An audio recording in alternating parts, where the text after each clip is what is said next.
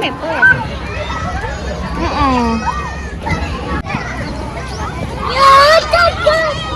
Minasan, konnichiwa.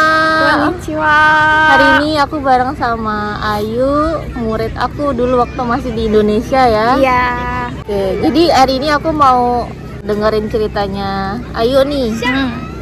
Karena waktu itu sempat aku kasih rekomendasi ikut ini deh yuk gitu, internship ya. Internship di Tokyo.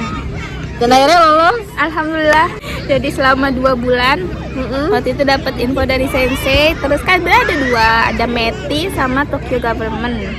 Kalau METI itu nanti buat cuman sebulan, dia bisa offline sama online. Nah tapi kalau yang Tokyo Government ini buat 2 bulan dan cuman offline. Nah setelah sodang sama orang tua katanya kalau mau ke Jepang ya mending lama sekalian. Jadilah daftarnya yang Tokyo dan alhamdulillah lolos. Seru sih, soalnya apa ya, pertama itu free ya semuanya. Free semuanya free ya? Dan dapat uang makan 4.000 sehari. Nggak tahu nih nanti 4.000 sehari. Oh gitu. 4.000 sehari Itu langsung dikasih di awal. beda-beda tergantung perusahaan. Kalau perusahaan aku langsung di awal, tapi ada yang per seminggu, per 2 minggu kayak gitu. Nanti tergantung perusahaannya. Jadi tahun ini ada 40-an perusahaan, tahun lalu 30-an. Nah siapa tahu nanti tahun depan lebih banyak. Jadi memang itu dibuka setiap tahun. Pokoknya harus ikut sih kayak kalau ada. Dan itu waktu interviewnya, wawancaranya gimana tuh? Berapa kali wawancara? Wawancara pertama itu nanti sama orang Indonesia. Dari orang Indonesia kita pakai bahasa Indonesia, tapi sedikit nanti di akhir ada pakai bahasa Jepangnya. Yang kedua pas lolos baru interview lagi, tapi tidak pakai yang sama pihak ketiganya itu ya, dari yang istilahnya mewakili Tokyo Government ini. Itu full bahasa Jepang. Baru yang ketiga itu Mendan. Pas udah kepilih itu kan udah job matching ibaratnya. Jadi yang kedua full bahasa Jepang itu buat job matching. Dikasih tahu ada perusahaan ini mau nggak kayak gitu. Nanti didaftarin. Nah ternyata matching. Baru ketiga Mendan. Nah pas Mendan itu sama perusahaannya, sama yang pihak ketiganya itu sama pihak Tokyo Government-nya lah bisa dibilang, dan sama kita. Dan itu full bahasa Jepang. Saat itu gimana? Kinco? Aku menyiapkan banget ya. Itu aja dari interview pertama tuh. Pokoknya intinya harus disiapin ya. Pin kayak apa namanya? Tansho, chosho itu kelebihan dan kekurangan. Iya. Terusnya kenapa pengen ikut ini? Alasannya ya. Ya, alasannya. Nah, sebenarnya pas kita isi formulir itu juga ada pertanyaan itu. Jadi nanti tinggal dikembangin lagi aja buat interviewnya.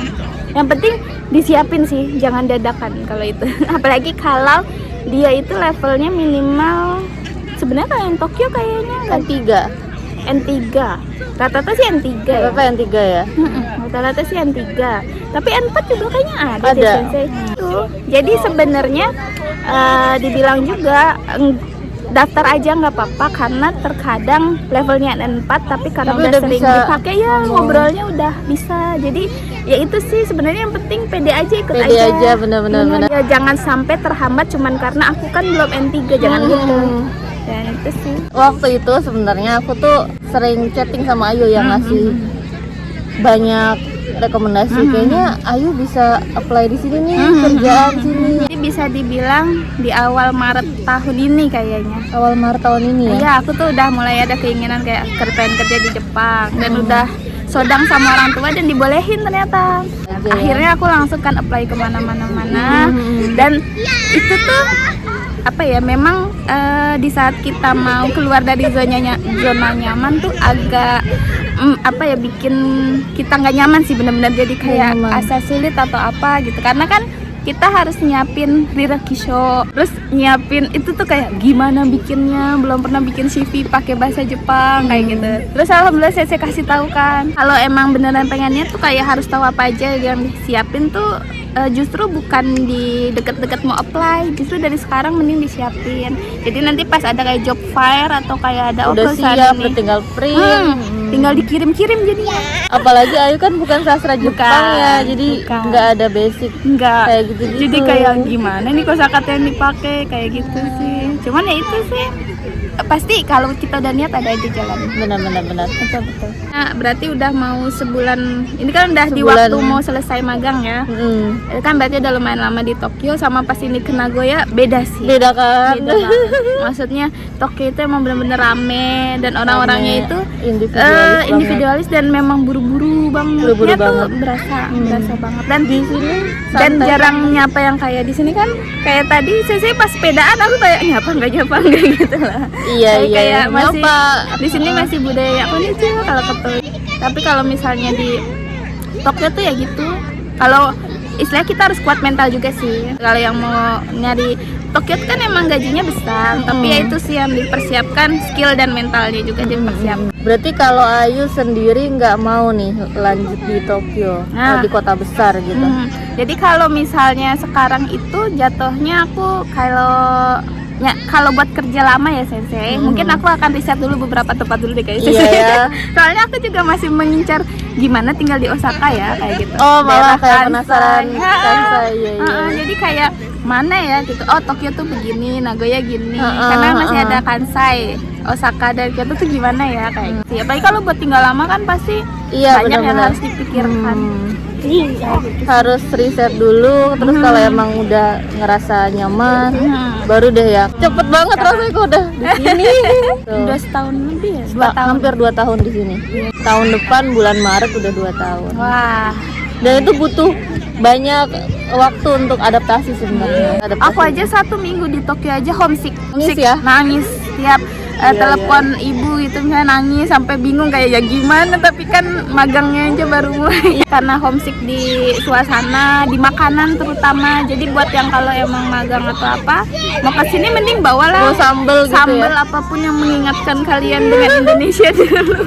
Jangan berusaha kayak aku bisa gitu, karena sausnya aja di sini kayak beda. Nah, aku itu seminggu belinya masih onigiri Famima terus Sensei. Iya Terus ya? kayak aku nggak masuk ya di aku, kayak rasanya kayak kurang sambal kayak gitu. Jadi banyak riset sih kalau emang niatnya udah mau kerja ya. Nah, kalau yang buat magang ini harus dicobanya tuh karena kalian tuh bisa kenalan juga sama orang negara lain. Ada di sini dari Malaysia, dari China, dari Thailand, Vietnam kayak gitu. Dari India sama dari Mesir juga ada. Dan pas ngeliat mereka tuh kayak jadi banyak belajarnya juga sih. Kayak istilahnya ada kok yang ngomongnya nggak cepet, tapi yang penting kita pede dan bisa menyampaikan yang kita mau pakai bahasa Jepang gitu. Oh, ada ternyata yang levelnya udah ngomongnya kayak native kayak gitu. Oh, ternyata mereka tuh cara belajarnya kayak gini. Ketika kita udah maksudnya kayak gak apa-apa gitu menerima, emang belum dapat yang sesuai yang kita mau gitu, yang cocok pekerjaannya, karena ini kan buat jangka panjang, bukan sekedar 2 bulan 3 bulan. Jadi ya udah terima aja dulu perasaan itu, kayak oke, nggak apa gitu. Tapi ketika kita udah di posisinya biasa aja gitu, nggak ngarep. Nah, iya, betul banget. Iya kan? Benar. Kalau udah nggak ngarep tuh biasa aja jalanin sehari-hari. Yang penting kita ini loh, tetap bukan pasrah ya, Bukan tapi pasrah, kayak- ada usaha. Cuman kayak udah penting Ya udah. usaha, tapi ya udah gitu. Kita udah nerima apapun. Saat ada perasaan seperti itu, tiba-tiba ada kesempatan yang aku pas lagi apply itu juga loh biasa aja gitu, ternyata keterima gitu, padahal nggak ngarep juga, biasa-biasa aja perasaannya. Maksudnya gagal itu kan ya, maksudnya nggak mungkin kita jalan mulus banget kan ya, pasti ada gagal nanti, tapi coba terus kayak gitu. Dan dari setiap kegagalan itu pasti kita sudah lagi berkembang, cuma kitanya aja nggak tahu. Kitanya yang nggak sadar kadang kalau kita lagi berkembang, padahal pas gagal. Contoh misalnya aku kan bikin CV itu, tapi kan lamar-lamar gagal, tapi ternyata oh iya aku udah tahu nih CV itu kayak gini, CV Jepang kayak gitu. Saat itu aku belum kepikiran mau ke Jepang loh. Oh, Waktu iya? itu kita ketemu di lorong Unsada. Iya betul. Pas aku ikut JLPTN 1 saat itu. Jadi bener-bener waktu itu cepet banget, tahu-tahu kejadiannya seperti itu, tahu-tahu berangkat gitu. Jadi pada saat kita ketemu di Unsada itu nggak ada perasaan apa-apa yuk, kayak orang mau cuma ikut ujian. ikut ujian doang gitu. Tiba-tiba entah berapa lama kemudian tahu-tahu aku apply kerjaan ke Jepang, terus aku dapat info tentang job fair itu, aku kirim ke Ayu, Tokyo internship, Ayu berangkat ke sini. Bener-bener iya ya, nggak berasa. Jadi kayak cuma ngasih ayo ikut ini ya, coba ya ayo, siapa tahu bisa ke Jepang. Iya. Sekarang udah di Jepang. Makasih Sensei. Wah itu sih kadang ya aku mikir kayak setiap hubungan antar seseorang gitu tuh kayak akan ngebawa kalian ke sesuatu tempat atau itu sih. Bener-bener. Coba aku tuh kayak nggak bakal tahu info ini sih sebenarnya kalau nggak Sensei kirim, karena aku kan nggak pernah kayak nyarinya magang kan, pasti nyarinya kerja gitu kan. Jadi pas Sensei kirimnya itu kayak apa coba ya kayak gitu. Kan. Cuma 2 bulan gitu bulan kan. Jadi berawal dari lorong Unsada itu ternyata langsung kita bisa langsung ketemu ke sini selanjutnya gitu. Dan di sini tuh aku ngerasa kalau misalnya mungkin buat kalian yang ngerasa nggak mau belajar bahasa Jepang lagi atau udah di Jepang kayak nggak mau naik level itu, justru harus belajar ya bahasa Jepang itu. Semakin naik level tuh tinggal di sini tuh semakin mudah, nyaman dan mudah. Dan enaknya tuh ketika bisa berinteraksi sama orang sininya kayak gitu. Iya beda ya soalnya sama orang beda. aslinya. Beda banget. Jadi ketika udah ngobrol sama mereka dia pakai bahasa Jepang tuh langsung kayak wah nyambung gitu. Ada perasaan bangganya juga, senang puas gitu. Betul, kitanya juga senang kayak wah bahasa Jepangku kepake. Terima kasih banyak Ayu Sama-sama, udah main ke rumah. Iya, Wah, aku main ke rumah Sensei di Nagoya. Iya. Dulu cuman di Jakarta ya, Sensei. Sekarang beneran bisa ketemu di sini. Dari J to J, Jakarta to Jepang.